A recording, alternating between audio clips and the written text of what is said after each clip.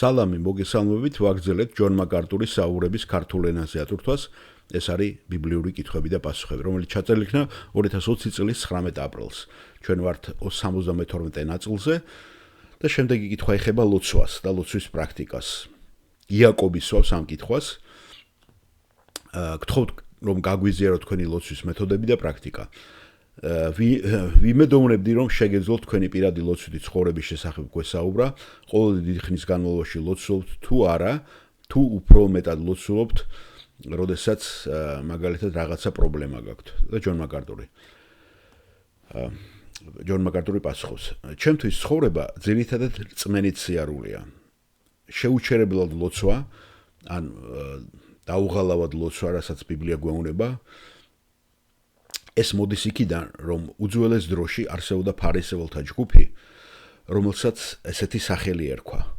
მათ დალურჯებული და სისხლამდე ფარისევლებს უწოდებდნენ, რადგან ისინი ბევრს ლოცულობდნენ, დახუჭული თვალებით და გამუდმებით ეჯახებოდნენ ხოლმე რაღაცას და სწორედ ამიტომ მათ დაარქვეს ეს დალურჯებული სისხლდენ ფარისეველთა სახელი. ასე რომ, როდესაც ბიბლიაში ვკითხულობთ ილოცეთ შეუჩერებლად ან დაუღლელად, ცხადია ეს არ ნიშნავს თვალების დახუჭვას და მუდმივად რაღაცებზე დაჯახებას.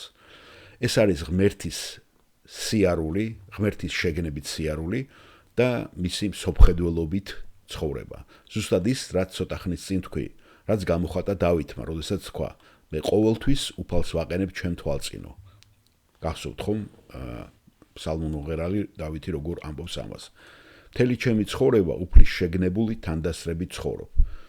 თუ ეს ვედრებაა ვინმესათვის, მე ასევე უნები მას. უფალო, მე ამ ყველაფრის შუაგულში ვარ, გთხოვ, მოვისმინე ჩემი ლოცვა ამ მოკვდავი ადამიანისათვის. უფალო, გთხოვ, გადაარჩინო ეს ადამიანი. უფალო, გთხოვ, გაანთავისუფლო ეს ადამიანი ამ ცოდვისაგან. ან უფალო, მადლობა ამისათვის. მადლობა, რომ ეს ადამიანს სიკეთე გაუკეთე. და ეს უბრალოდ მუდმივად ღმერთის თანდასწრების გაცნობიერებაა. მაგრამ მე ამას ვიტყოდი ყველაზე მთავარს. ლოცვის ყველაზე ძლიერი გამოხატულება, მდიდარი და ნაყოფიერი არის მაშინ, როცა უფრო კონცენტრირებულ დროს და კონცენტრაციას ვაკეთებთ ღვთის სიტყვაზე, მის შესწავლისას, როდესაც მე განმარტოვებული მუშაობ ღვთის სიტყვაზე. წლების განმავლობაში ცხადია უზარმაზარ დროს ვატარებ მარტო ღვთის სიტყვის შესწავლაში.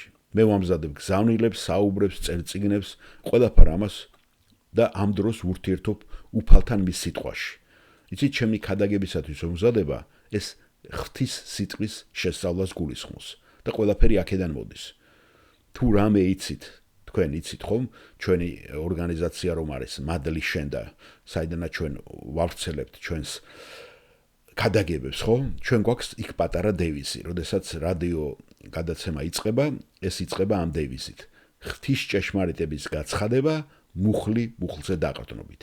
და ზუსტად ასე ცხოვრობ მე ჩემ ცხოვრებაშიც, რომ ერთი მუხლი თითო ჯერზე.